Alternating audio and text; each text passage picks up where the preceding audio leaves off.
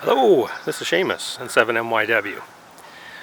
Finally was able to solve a problem I thought would bring to the attention of other YouTubers and ham operators who maybe have had the same issue. Currently, I use a ham stick vertical as my main antenna for HF. And I have various MFJ and shark stick antennas that I use. And these are standard verticals that go up, they probably go up about 8 feet, maybe 10 feet. And currently I am in an apartment where my balcony is up on the 3rd floor. So I'm up about 40 feet, maybe 35 feet, which gives me a pretty decent amount of vertical height for this antenna, but I wanted a little bit more so that I could clear the roof line behind me, which is to the north. I face the south, so I get a pretty good signal out for my barefoot radios, allowing me to get into the southwest and into the South Pacific pretty well for the most part.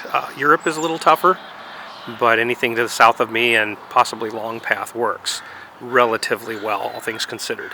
But I have a very high noise floor and a lot of interference around here, and I was hoping to also get the antenna up higher for that, maybe clear up some of that.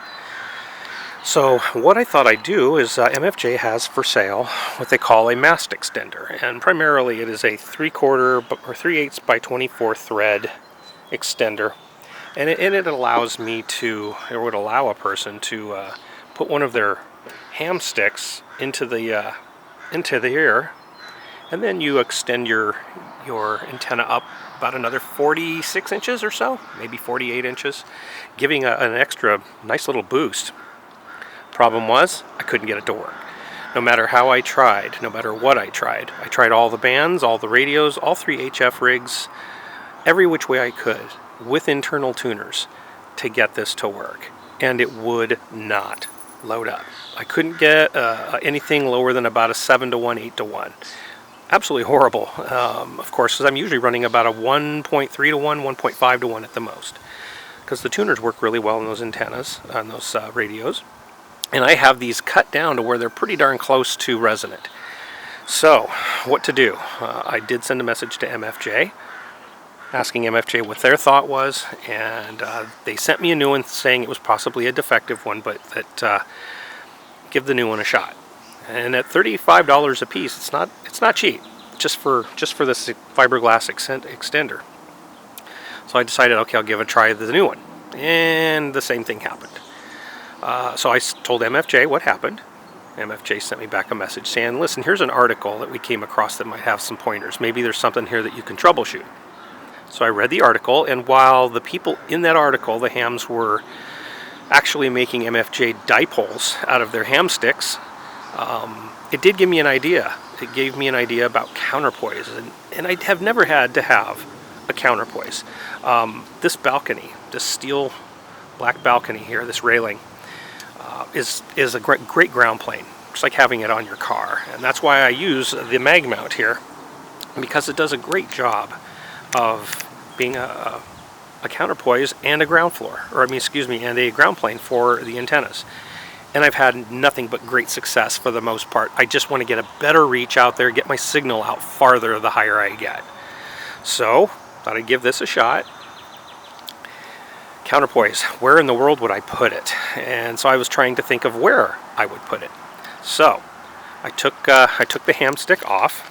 I'm going to try to do this both ways. So I took the ham stick off of here, put this on, which extended it up another 4 feet, took a counterpoise wire of about 16 feet, and let's see if I can focus on here. My focus is not good on the old camera today, because of a lot of the background back there. There we go. But what I did was I wrapped this around the outside shield right here, where the nut is, in between the 3/8 by 24 thread and my quick release, or my quick adapter here. Went inside and tuned it up. It tuned up on 20 meters, and I haven't tried any of the others, but that small counterpoise of about 15-16 feet seemed to do the trick, and then a lot of my noise disappeared. That doesn't necessarily mean that it did the trick for all of the noise around here, because I've got a lot of other apartments around me with a lot of electronics. but that single counterpoise seems to have done the trick.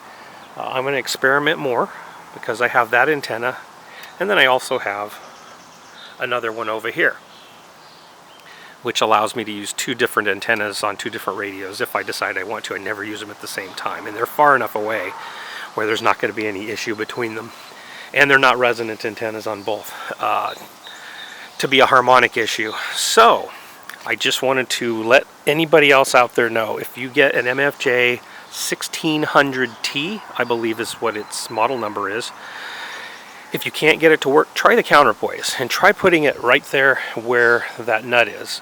And maybe you'll find that you'll be able to load up the antenna a little bit better, or that it'll load up in general. That was kind of a long way around the barn to try to get to this solution, but it looks like I've got it working. So now I'm going to go out and try all the other bands, see if I can get this to work, and maybe if I can get my antenna up high enough, who knows, I might be able to actually get 75 meters to load up, or 60, which haven't been able to load up. One never knows. I will report back on how this went, but in the comments below, let me know what you think. Have you had this issue with a mast extender? If you had any issues with ham sticks in general, let me know. If you enjoyed the video, hit the like button and subscribe if you're not a subscriber. I do appreciate all the comments and all the subscriptions, and that you're watching these videos. Definitely enjoying YouTube and the videos I'm able to put out. Just an average ham doing average stuff, but just trying to enjoy YouTube and social media along the way. Thank you for watching. This is Seamus, N7MYW, saying 73.